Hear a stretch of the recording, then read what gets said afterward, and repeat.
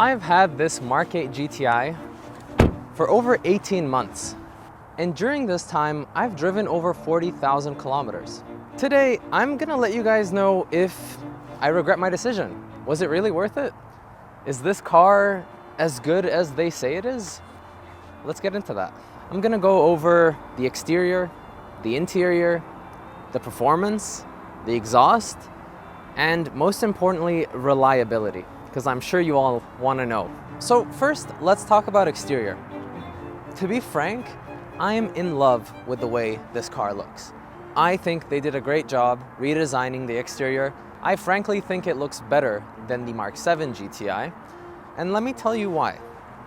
First of all, headlights are one of my favorite parts about this car. I think they have a sleek design, they look really cool. The trim level of this car is the Autobahn. It comes with the HIDs and the swooping style DRL light. What Volkswagen has done with the fog lights for this year blows my mind. These checkered flag style fog lights are one of my favorite parts about this car. I try to have them on almost every time I'm driving the car. I think Volkswagen managed to update the look of this car without taking away from the classic styling that is the Golf GTI. The silhouette of the car still screams Golf, and it still has the look that we all know and love. I also think the rear taillights look sleek and simplistic. However, in the North American market, I feel like we were given the short end of the stick by not having the Euro spec taillights, which in my opinion are better looking.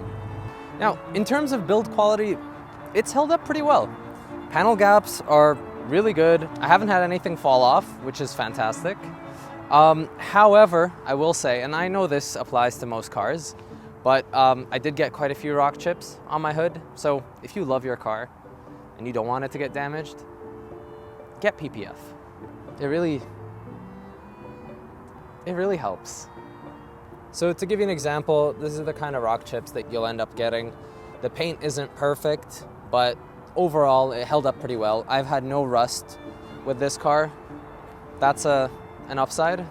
Now, since this car is the Autobahn trim, it did come with 19-inch rims.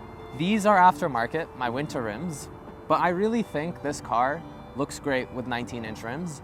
Ride quality is questionable, but we'll get into that a little bit later.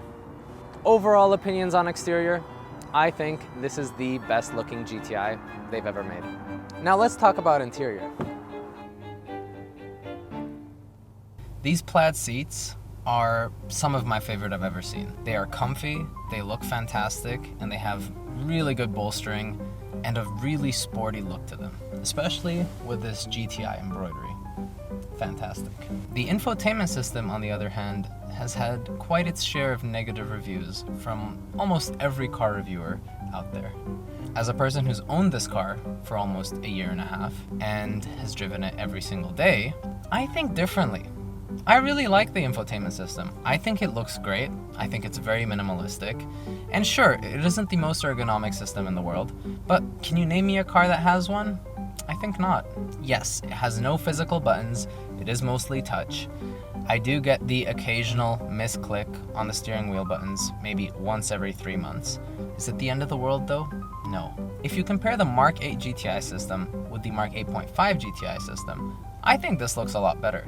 The Mark 8.5 GTI has those clunky physical buttons and the massive infotainment screen, which I think doesn't flow well with the look of the cockpit. Now, let's talk about what you've all been waiting for: performance.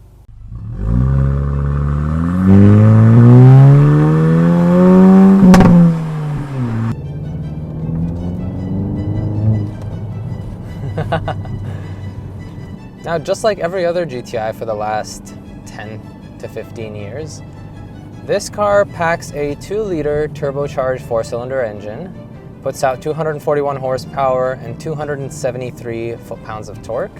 Oh man, it is punchy. This engine is super responsive. As soon as you put your foot down, it gives you that power, and it makes you feel like you're in a little go-kart. And I love that about this car. In the lower gears, this thing pulls. And always puts a smile on my face. Even when you're cruising on the highway in 6th gear, you put your foot down and it still pulls. I've never really felt like this car didn't have enough power. But with great power comes great wheel spin. And this car has a lot of it. You start to get the hang of how to put down the power in a way where you don't get wheel spin all the time. But in first and second gear, it's pretty much always there.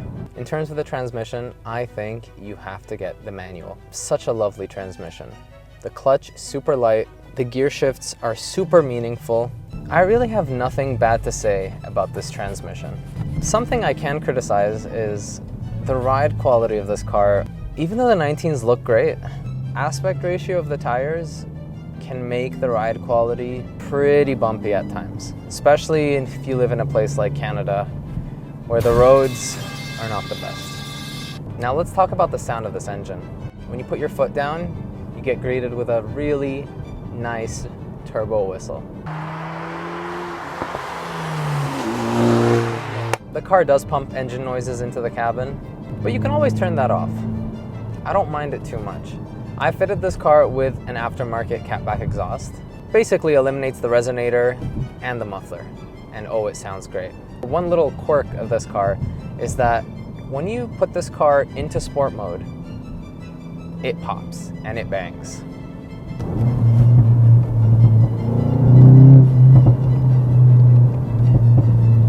Hoo, hoo, hoo, hoo.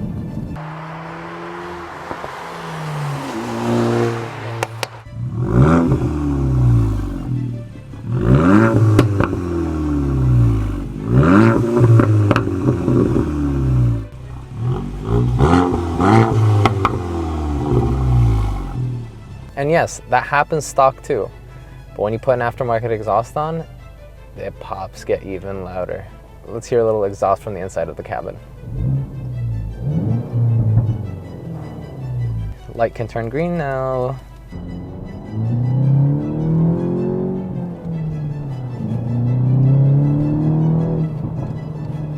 Oh yeah, this car pulls.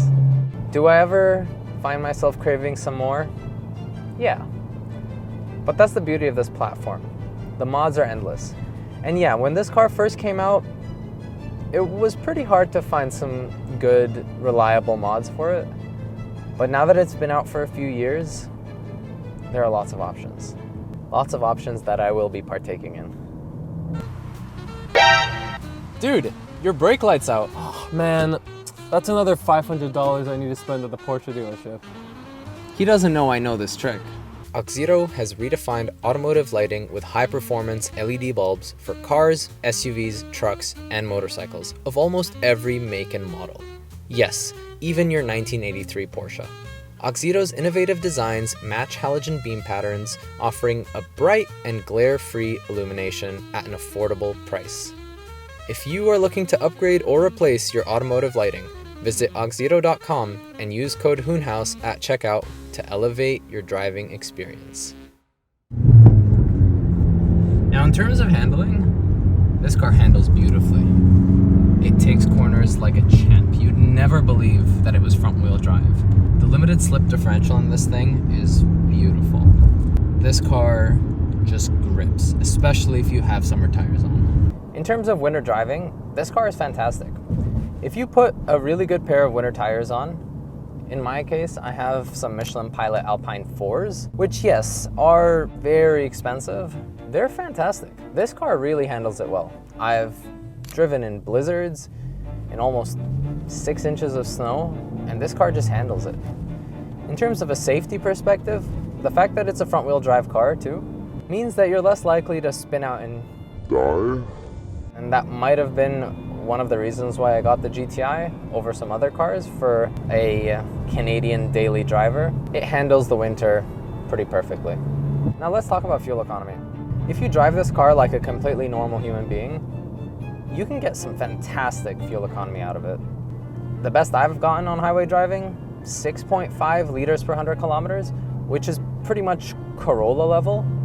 If you drive it very spiritedly, which is pretty much how I drive this car, you should expect to get closer to 9.5 to 10.5 liters per 100 kilometers, which is not awful, but it isn't really an eco car at that point. But it's all about miles per gallon.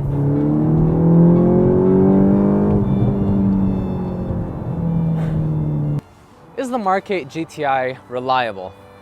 Well, since owning this car, I haven't had any major issues with it at all. I do get the occasional error message, but it's a German, so what do you expect? Now, in terms of recalls, I have had one recall with this car, or actually 2 recalls with this car. The first being the engine cover. I just got this recently, after the engine cover was basically recalled for 3 years because it would fall off and catch fire, which is great. Other than that, I did have a software update to my infotainment system. It was all covered, so no complaints. I've done a couple of services, which are pretty much oil changes. It is a bit pricey. You do pay the Volkswagen tax. It is about $200 per oil change. But if you know how to work on your car, you can probably do that yourself and save quite a bit of money.